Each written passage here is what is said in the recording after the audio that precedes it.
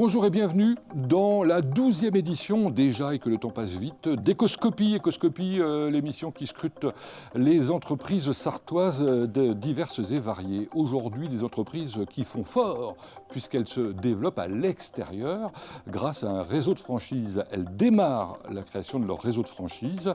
Je vous présente nos invités. D'abord en plateau, Café Bock avec Henri Lemarié, bonjour. Bonjour Pascal. Et Pierre Lemarié, bonjour. Bonjour. Vous ne seriez pas le fils du premier ? C'est possible. Ah, c'est possible. En visio, avec nous, Gino et Maritza. Plus précisément, le vrai nom de Gino et Maritza, eh bien, c'est Caroline et Guillaume Dufeu. Et nous avons Guillaume. Bonjour. Bonjour Pascal, bonjour à tous. Et donc on vous retrouve tout à l'heure pour nous parler de ce réseau de franchise que vous êtes en train de lancer. Et puis alors un personnage ô combien connu des Sartois, notamment du monde économique, un ancien du comité d'expansion, ça ne rajeunit pas tout ça, Jean-Pierre Fabre. Oui, bonjour Pascal, tu rappelles des souvenirs qui commencent à remonter maintenant. Mais là vous êtes ici pour nous parler de Ça recrute en Sarthe, notamment, qui est une initiative formidable, et on découvrira ça dans un instant. Allez, c'est parti pour une vingtaine de minutes.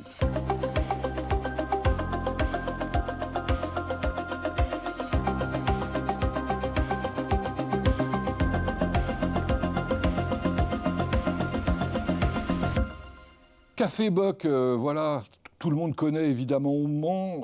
Rappelez-nous en deux mots l'histoire de Café Bock. Charles Boccaccio est venu installer son torréfacteur 6 rue Courtardy le 5 février 1932, là où on est toujours et là où on torréfie depuis 93 ans tous les jours. Donc ça, c'est la boutique historique, qui est l'un des plus anciens magasins toujours en place, toujours à la même place au Mans. Et puis une deuxième boutique depuis 2 ans, rue du Docteur Leroy. Alors une boutique qui fonctionne particulièrement bien. Il faut dire que vous menez cette affaire de main de maître. Alors, petite présentation avec la fiche d'identité qu'on a l'habitude de découvrir ensemble. Nom de l'entreprise, donc Café Bock, café au pluriel. Oui. Ça sera de plus en plus au pluriel. D'abord pour le choix, on fait tout pour, et puis ensuite pour les lieux. Exactement. On est d'accord. Et pour le goût. Date de création, donc 1932, vous l'avez dit. Localisation pour l'instant, c'est Le Mans. Oui. Bientôt... Dans d'autres villes ? Très prochainement à Angers, et puis dans d'autres villes aussi, puisque les candidats commencent à arriver, mais on va en reparler, je crois. L'activité, alors vous avez dit torréfaction, c'est votre activité exclusive ? On veut se concentrer sur le café, parce que déjà c'est notre histoire et c'est notre travail depuis 93 ans, mais aussi parce que cette filière en a besoin, et c'est pour ça que l'on développe, c'est pour ça que l'on fait des boutiques dans lesquelles on va parler du café, on va parler de la filière, et on va parler des producteurs qui sont en souffrance et qui ont besoin de notre aide. Moi, je suis un peu surpris quand même de constater qu'on arrive encore à faire des boutiques sur un seul type de produit et effectivement une seule activité, quoi. Le café, il y a 90% des adultes en France qui boivent du café. C'est une des premières boissons consommées au monde, et c'est 255 kilos bu dans le monde chaque seconde. Enfin, c'est colossal. Et si tous les Sartois venaient dans ma boutique, il faudrait être capable d'accueillir 400 000 Sartois d'un seul coup. Donc oui, on peut faire ça. Et puis, il y a de plus en plus de gens aujourd'hui qui ont envie de ces produits artisanaux, de ce savoir-faire local et de la transparence et de la pédagogie qu'on apporte. Alors, vous parlez des Sartois, mais vos clients sont d'une part les particuliers, mais d'autre part aussi les pros, non ? On travaille aujourd'hui beaucoup avec des gens qui avaient l'habitude de consommer du café en dosette et qui, pour des raisons de coût, des raisons de goût et des raisons environnementales, veulent passer au café en grains, comme beaucoup de particuliers d'ailleurs. Et donc ces pros-là vont venir acheter du café tous les mois pour mettre dans leur entreprise et servir des enjeux de responsabilité sociale et environnementale plus forts. Combien de personnes travaillent avec vous ? Aujourd'hui, on est une petite dizaine de personnes entre les deux magasins et également les bureaux. Pour un chiffre d'affaires de 720 000 €. Voilà pour une présentation un peu générale. Qu'est-ce qui a évolué dans le café depuis quelques années ? Il y a 15 ans, en France à peu près, est apparu le café de spécialité, qui était connu dans les pays anglo-saxons déjà depuis un certain temps. Et ce café de spécialité, c'est simplement un café qui a une bonne note. Alors une bonne note en dégustation, mais une bonne note également en pratique agricole, en transparence, en respect environnemental et social. Et ce café a émergé véritablement, et avec l'avènement et la popularisation des machines en grains, eh bien les gens aujourd'hui peuvent retrouver ce café chez eux et se faire plaisir.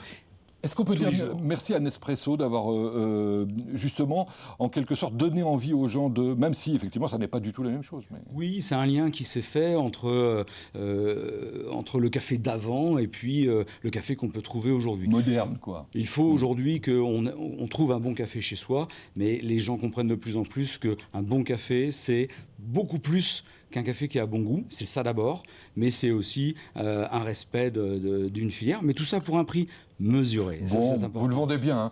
Dernière question avant de passer à notre sujet du jour, en quelque sorte, le réseau de franchise. Dernière question sur la pédagogie. Quand je dis vous le vendez bien, en fait, les gens sont demandeurs d'informations. Je crois que vous avez mis en place des ateliers le samedi matin, c'est ça Le samedi matin, 2 fois par mois, C'est on étonnant, accueille... et ça fait un carton. Hein. Ah bah c'est plein. Oui, oui, les gens viennent chez nous et pendant 5 heures, vont faire le tour de l'histoire, la géographie, la dégustation, la torréfaction. Ils torréfient avec nous, ils dégustent le café et ça plaît énormément. Ouais. Vous avez convaincu votre fils de continuer dans le domaine. Vous êtes né dans le café. Alors pas tout à fait. Hein. Ça fait combien de temps? 5 ans que vous avez 5 ans que j'ai repris. hein, Ouais. c'est ça. C'est d'abord un projet entrepreneurial personnel, c'est j'ai envie de monter une entreprise et la franchise, c'est un cadre très accompagnant quand on est jeune et quand en plus on peut y ajouter un projet durable, un projet éthique avec une passion dans le discours, c'est formidable. Vous avez quel âge? J'ai 24 ans. Oui, donc c'est relativement jeune pour démarrer. Alors, votre père, il a eu un parcours absolument passionnant et étonnant, hein, de l'industrie, entre autres du grand export, de la serrurerie, enfin bon, il a fait un tas de choses. Vous, c'est quoi votre parcours pour l'instant, vos études en l'occurrence? J'ai fait des études dans l'art appliqué, ensuite j'ai eu un parcours professionnel un petit peu de part et d'autre dans l'audiovisuel, cinéma, prestation de services, vente Bon, d'électroménager. vous n'avez pas les deux pieds dans le même sabot, comme on dit, hein, c'est ça? Exactement. Donc pour se lancer dans la torréfaction, vous voyez ce qu'il faut faire. Gino et Marisa, de l'autre côté, alors c'est la même chose, hein, de la part des créateurs de cette boutique qui s'appelait La Bella. Comment ça s'appelait déjà? Rappelez-moi, Guillaume. Gastronomia. La Bella Gastronomia, c'est ça. La Bella Vita Gastronomia. C'est ça. Ouais, ok. Vous aussi, hein, vous avez un parcours atypique, on va dire, avant de démarrer cette aventure. Eh bien oui, c'est une aventure qu'on a créée, on a monté en couple en 2021, mais précédemment, on était tous les deux dans le domaine bancaire. On était salariés de groupe bancaire pendant une quinzaine d'années, et puis on a eu envie de monter notre affaire en 2021 autour des plaisirs gustatifs de la botte italienne. Alors vous auriez pu choisir justement une franchise, et pas du tout. Vous avez choisi de créer à partir de rien, en quelque sorte. Expliquez-nous. C'est vrai que le constat s'est fait qu'on voulait s'installer en périphérie de la ville du Mans, notamment, et puis on voulait réunir dans un même lieu différentes activités, une épicerie, une cave, un restaurant et un traiteur. Et pour ça, on a regardé des concepts qui pouvaient exister en France ou en Italie. On n'a pas forcément trouvé ce qui correspondait exactement à ce qu'on voulait faire vivre à notre clientèle sartoise. Et donc, on a créé ce magasin-là autour du thème de la Bella Vita pour que nos clients immergent en Italie et viennent passer un bon moment au sein de notre boutique dans l'un de nos 4 univers. Parce que vous êtes des gastronomes à la base, ou parce que vous êtes des amoureux de l'Italie, de son patrimoine, de son histoire, comment dire, de l'esprit italien? Oui, il y a forcément de ça, effectivement. On est des bons vivants, des épicuriens, on aime l'Italie et on a voulu allier plaisir et travail dans ce projet entrepreneurial. Vous avez donc testé en quelque sorte votre concept. Hein. Là, ça fonctionne même très bien par rapport aux prévisions. Vous m'aviez dit que vous n'aviez pas fait d'études de marché, a priori. Hein, c'est ça, vous êtes lancé un peu comme ça, quoi. Alors, on a fait une étude de marché, mais on a effectivement, on n'avait pas de recul forcément. On avait une étude locale, une étude générale, pardon, de marché de la gastronomie italienne en France, mais sur le marché sartois, les choses étaient à créer. Donc, on s'est lancé avec cette idée d'avoir plusieurs activités pour être toujours bien occupé au sein de la boutique. Comme pour les cafés Bock, on travaille également avec les entreprises et ça nous a permis de créer un concept qui avait en permanence des relais d'activité, de la restauration pour le service du déjeuner, de l'épicerie et du traiteur plutôt pour la fin d'après-midi, des relais avec des événements d'entreprise en semaine Et puis pour la fin de semaine, on travaille beaucoup avec les particuliers pour toutes les réceptions, les apéritifs qu'on organise tous le vendredi, le samedi soir. Alors la création d'un réseau de franchise, c'est un travail absolument colossal, bien évidemment. Il faut d'abord définir le concept, bien sûr. Vous avez quand même fait une étude de marché, d'ailleurs avec un cabinet sartois, pour voir ce qui pourrait en être. Puis vous avez participé à des salons de la franchise. Vous êtes inscrit sur une plateforme nationale et ça y est, c'est parti. Et ça accroche bien, m'avez-vous dit, je crois. Oui, ça accroche. On a régulièrement des candidatures qui nous sont transmises par les plateformes sur lesquelles on est référencé. Ensuite, c'est un process de sélection qui se met en place. Il faut s'assurer que les attentes de nos candidats et les nôtres matchent. Donc, on fait remplir des dossiers de candidature à nos candidats. On les invite à des journées découvertes au sein de notre point de vente pour confirmer qu'on va être en phase sur leurs attentes et sur l'accompagnement qu'on peut mettre en place, puisque le plus important dans un contrat de franchise, c'est de transmettre un savoir-faire. C'est d'être en capacité d'expliquer ce qu'on a fait, ce qui fait en quelque sorte le succès d'un concept, et de lui donner un caractère reproductible pour qu'il puisse fonctionner au-delà du Mans et dans d'autres départements. Alors vous avez les premiers projets qui sont là, c'est à quelques kilomètres du Mans, c'est pas trop loin les premiers, comme ça vous permet peut-être d'avoir une relation plus facile et plus directe. C'était un choix de se développer en priorité avec des candidats en relative proximité dans un rayon de 200 km. On a des candidats qui sont dans des phases assez avancées sur les villes de Angers, d'Évreux notamment, en des recherches de locaux.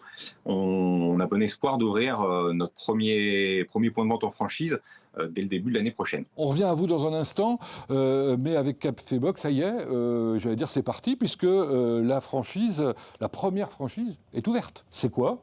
C'est une boutique qui répond précisément à ce qui avait été déterminé au départ en termes de choix. Alors je crois savoir qu'il ne fallait pas nécessairement se mettre en centre-ville, dans les rues passantes, etc. Petite boutique de 50 mètres carrés, expliquez-nous. En fait, c'est ça, c'est une petite boutique qui peut être tenue par une personne, en l'occurrence ce sera moi, avec un torréfacteur dedans pour torréfier le café en local, ça c'est le plus important. Et puis on est en centre-ville quand même, mais on n'est pas dans des zones prioritaires ou des zones de fort passage avec des commerces de passage. On est plutôt dans une rue entourée d'artisans indépendants, de commerces de bouche et aussi beaucoup de commerces de destination. Il y a de la concurrence à Angers ? Quelques-uns, mais notre concurrence n'est pas forcément liée à la torréfaction. C'est des gens qui prennent soin du produit, qui le mettent en avant, aussi avec du savoir-faire et de la pédagogie. Et aujourd'hui, il y a de la place pour tout le monde. Alors justement, comment on est accueilli par les autres commerçants d'une part, par la population d'autre part, quand on ouvre une boutique comme ça ? Les autres commerçants ont hâte de découvrir parce que c'est vrai qu'aujourd'hui c'est une activité qui est sous-représentée et qui a disparu dans les années 80, qu'on n'a plus l'habitude de voir dans les centres-villes. Les autres torréfacteurs sont contents de nous voir arriver parce que plus on parle de café de spécialité, plus on parle de café de spécialité, et les particuliers sont contents d'avoir une offre qui se diversifie. La communication, ça fait partie de votre concept aussi, hein ? C'est très important. Clairement. Il y a la communication de la tête de réseau, c'est-à-dire nous, franchiseurs, qui devons communiquer pour trouver les candidats et ensuite pour accompagner les candidats qui seront les relais de communication. Et puis, il y a la communication locale. Il ne faut pas oublier, comme le disait Pierre, que nous sommes des commerces de proximité. On est des commerces de centre-ville qui touchons des gens qui habitent à proximité.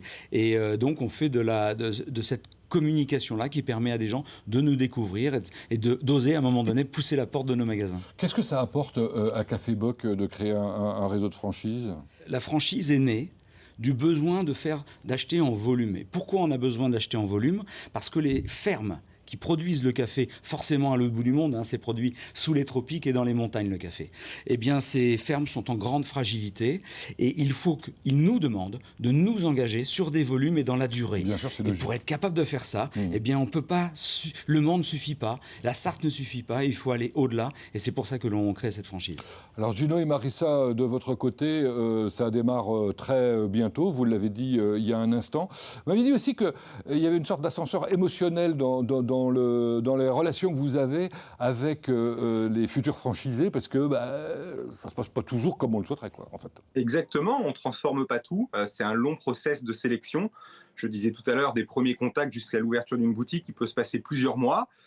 Parfois, on échange avec des candidats, on fait plusieurs audios, plusieurs rendez-vous, on se déplace sur leur ville pour valider avec eux des locaux. Et puis, la vie est faite ainsi que, ne trouvant pas forcément des locaux, eh bien, les projets sont mis en suspens, reportés ou annulés. Donc, on croit arriver au bout et puis on repart sur des nouvelles séries. Mais ce qui est important, c'est de garder cette motivation à faire vivre ce concept et à vouloir partager cette énergie, cette belle habitat avec d'autres passionnés comme nous. Jean-Pierre Fabre, je pense que l'énergie, ce dynamisme, etc., ça doit vous faire plaisir de voir ça. Il faudrait que tous les entrepreneurs aient cette même qualité. D'autant que là, en plus, ce sont des gens que j'apprécie particulièrement à titre personnel. Donc, les voir se développer et puis avoir des activités comme ça qui marchent bien et qui sont en plus qui parlent à tout le monde. Puisqu'en fait, on touche un point sensible des Français, c'est l'amour de la gastronomie italienne et l'amour du café. Donc, forcément, ce dynamisme et ce plaisir qu'ils prennent à travailler et à donner du plaisir aux autres, forcément, ça enchante. Depuis que vous êtes, vous permettez de le dire, à la retraite officielle de votre activité, j'ai évoqué tout à l'heure le comité d'expansion, mais c'était aussi après la Sécos, etc. Vous avez relancé le club Business Start que vous avez fortement développé. Vous avez créé une agence immobilière, je fais simple, parce qu'on n'a pas le temps de développer, qui s'appelle Incesio et qui est tout à fait originale et qui se développe très fort sur les réseaux sociaux, parce que ça, c'est votre grande spécialité. Et vous avez lancé Ça recrute en Sarthe, qui est un truc qui est incroyable. Expliquez-nous en 2 mots de quoi il s'agit. C'est sur Facebook. Hein. À l'origine, c'était un service que l'on avait au comité d'expansion, enfin à l'agence de développement économique du département, qui a été arrêté quand il y a eu la réforme territoriale en 2015, je crois, de souvenir, de tête. Et après, j'ai été sollicité régulièrement par mon réseau, LinkedIn, Facebook, en me disant tiens, tu as du réseau, j'ai besoin de diffuser une annonce, et puis est-ce que tu peux le faire ? Alors, régulièrement, pas tous les jours, mais 2, 3, 4, 5 fois par semaine, j'avais ça. Et puis, au bout d'un moment, je me suis dit, le mieux, c'est que je recrée un réseau de manière à ce que les gens puissent déposer eux-mêmes leurs propres annonces. Alors, ce qu'il faut dire surtout, c'est que ça fonctionne particulièrement fort. 93 000 abonnés. Vous me disiez que vous en recrutiez 400 nouveaux chaque semaine. C'est un truc complètement fou. 14 000 annonces en 2024. 23 000 demandeurs d'emploi ont utilisé effectivement ce site. C'est mieux que on va dire les outils traditionnels. C'est différent, moi je pense que c'est totalement complémentaire. Les institutionnels, que ce soit France Travail ou la région ou le département, enfin même si le département est plus trop positionné là-dessus, mais quoi qu'il en soit, ne peuvent pas créer une communauté comme ça, parce que c'est une communauté de gens qui discutent entre eux. Donc il faut modérer, et il peut y avoir des choses pas forcément sympathiques qui se disent dessus, sur des entreprises, sur les administrations. Et donc, c'est délicat pour une collectivité de laisser la parole comme ça, en fait, à tous les abonnés. Et moi, en tant que personne physique, c'est quelque chose, je ne prends pas de risque. Les annonces qui sont passées, notamment par les demandeurs d'emploi, mais aussi par les entreprises, vous les validez quand même avant qu'elles ne soient diffusées, hein. Alors, on les valide, mais en fait, on est une équipe de modérateurs, on est 5 et on est 5 bénévoles, donc forcément, on ne va pas extrêmement loin dans la modération, et puis donc on se contente de lire l'annonce. Et puis après, parfois, si c'est une fausse annonce, parce que ça se produit, hein, il y a des fausses annonces, forcément, là, on intervient et c'est signalé généralement par des abonnés. Et là, par contre, on bannit le membre et puis c'est fini, quoi. Bon, en tout cas, félicitations Jean-Pierre Fabre. Moi, je suis content parce qu'effectivement, dans chacune des émissions, on invite des gens qui se regroupent entre entreprises, etc., pour mener des activités. Vous, ça représente beaucoup de personnes, mais pas seulement les entreprises, mais aussi les employés. Merci à tous, parce qu'il n'y a que des hommes cette fois-ci, pas de chance pour cette émission, d'avoir participé. Merci à Henri, à Pierre et à Guillaume. On va croiser les doigts. Bonne chance pour le développement de vos franchises. Merci beaucoup, Pascal. Quant à nous, on se retrouve dans une semaine pour la suite de nos aventures sur Ecoscopie.